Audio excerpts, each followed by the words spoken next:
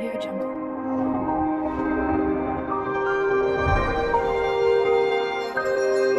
Audio Jungle. Halo, perkenalkan nama saya Aston Edward Hartonang dari kelas 2 Manajemen SDM dengan NPM 12102031 dari Universitas Swadaya Gunung Jati. Di sini saya akan memaparkan materi tentang human capital atau modal manusia guna untuk memenuhi tugas mata kuliah manajemen inovatif dan untuk menambah wawasan teman-teman sekalian. Berikut materi yang dapat saya sampaikan, semoga bermanfaat dan selamat menyaksikan. Oke teman-teman, untuk pertemuan video yang ketiga ini saya akan memaparkan materi tentang human capital atau modal manusia. Untuk penjelasan yang pertama, yaitu arti dan pentingnya human capital. Istilah human capital pertama dikemukakan oleh seorang ekonom bernama Theodore Schultz yang berpendapat bahwa peningkatan kesejahteraan pada perusahaan tidak tergantung pada tanah, peralatan, energi, sumber daya, melainkan pada kompetensi pengetahuan dari pegawainya. Kemudian, ia mendeskripsikan posisi human capital sebagai kemampuan sumber daya manusia yang diperoleh melalui investasi pada sumber daya manusia, yang mendeskripsikan bahwa human capital terdiri dari 4 hal, yaitu yang pertama kemampuan, 2 perilaku, 3 usaha, 4 waktu, dan semuanya ini dimiliki dan dikendalikan sepenuhnya oleh pegawai. Untuk mendeskripsikan human capital sebagai kombinasi dari keempat faktor tersebut sebagai berikut. Yang pertama, karakteristik atau sifat yang dibawa pada pekerjaan, misal inteligensi, energi, sikap positif, keandalan, dan komitmen. Yang kedua, kemampuan seseorang untuk belajar, yaitu kecerdasan, imajinasi, kreativitas, dan bakat. Yang ketiga, motivasi untuk berbagi informasi dan pengetahuan, yaitu semangat tim dan orientasi tujuan. Untuk penjelasan yang kedua, yaitu peran human capital. Peran human capital dibagi menjadi 2. Yang pertama sebagai kunci keunggulan organisasi. Kunci keunggulan organisasi terdiri dari 3 kelompok utama dari aset perusahaan, yaitu yang pertama aset finansial, misalnya uang tunai dan surat berharga. Aset disebut financial capital. Yang kedua, aset fisik, terdiri atas peralatan, gedung, dan tanah. Yang ketiga, aset tak berwujud, berupa modal organisasi, aliansi bisnis, pelanggan, merek, reputasi, dan modal intelektual. Yang kedua yaitu hubungan kompetensi karyawan dengan human capital.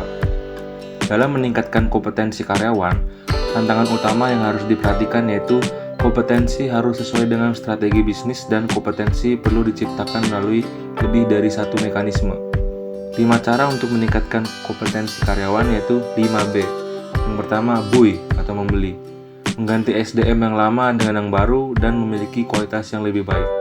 Yang kedua, build atau membangun. Investasi dilakukan terhadap SDM untuk meningkatkan kualitasnya menjadi lebih baik. Yang ketiga, bind atau mengikat. Mengikat karyawan jangan keluar merupakan tindakan kritis pada semua tingkatan. Yang keempat, borrow atau meminjam. Penggunaan konsultan atau partner efektif memungkinkan berbagi pengetahuan dan desain kerja baru. Yang kelima, bonds atau melambung. Perusahaan harus mengeluarkan karyawan yang bekerja di bawah standar. Untuk penjelasan yang ketiga yaitu mengidentifikasi human capital. 2 hal yang mendukung kontribusi investasi human capital ke dalam perusahaan.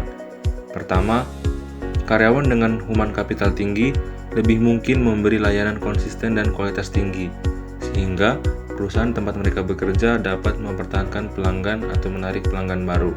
Kedua, pelanggan potensial dapat menggunakan kualitas human capital dari karyawan perusahaan sebagai alat penyaring untuk memilih layanan yang mereka sediakan.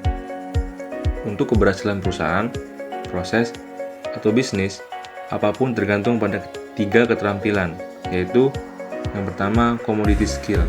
Commodity skill yaitu kemampuan tidak spesifik untuk bisnis tertentu dapat langsung diperoleh dan lebih kurang sama nilainya bagi setiap bisnis. Misalnya, kemampuan mengetik dan kemampuan komputer. Yang kedua yaitu leverage skill.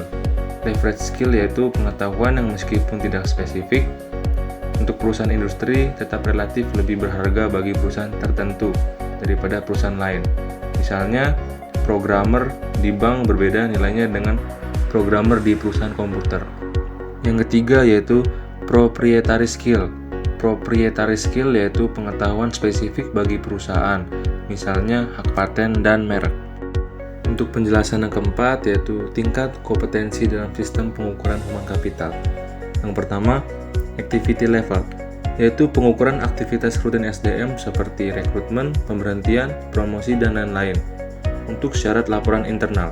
Yang kedua, functional level, yaitu kolaborasi dengan unit fungsional organisasi, misalnya divisi dalam mengukur aktivitas, mengumpulkan dan menerjemahkan data, dan mengambil tindakan koleksi. Yang ketiga, strategic level, yaitu tingkatan analisis tertinggi sehingga dapat memberikan gambaran perusahaan secara penuh, memberikan pemahaman hubungan antar SDM, strategi, dan kinerja. Dari ketiga tingkat kompetensi di atas, diketahui bagaimana melakukan pengukuran nilai human capital pada ketiga tingkat tersebut. Dimulai dari tingkat korporat dalam unit bisnis fungsional, tingkat terendah yaitu aktivitas dari divisi SDM, untuk mengintegrasikan sistem pengukuran tersebut menjadi sistem yang kohesif dalam suatu jalur yang terdiri dari 3 tingkat, dan pada masing-masing tingkat terdapat aktivitas yang dapat diukur beserta hasilnya. Untuk penjelasan yang kelima atau yang terakhir yaitu transformasi peran divisi SDM. Model konseptual yang dikemukakan oleh Ulrich menggambarkan bahwa transformasi divisi peran SDM yang didasarkan pada 2 dimensi utama yaitu dimensi operasional dan dimensi strategik. Dari 2 dimensi ini muncul 4 peran SDM, yakni strategic partner, administrative expert, employee champion, dan change agent.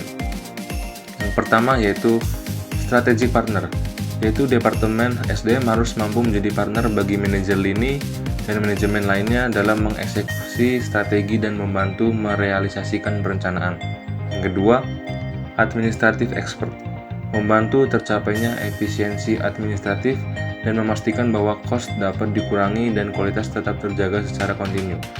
Yang ketiga, employee champion, departemen SDM harus dapat menunjukkan komitmennya terhadap manajemen dan pada waktu yang sama berusaha meningkatkan kontribusi karyawan lebih besar.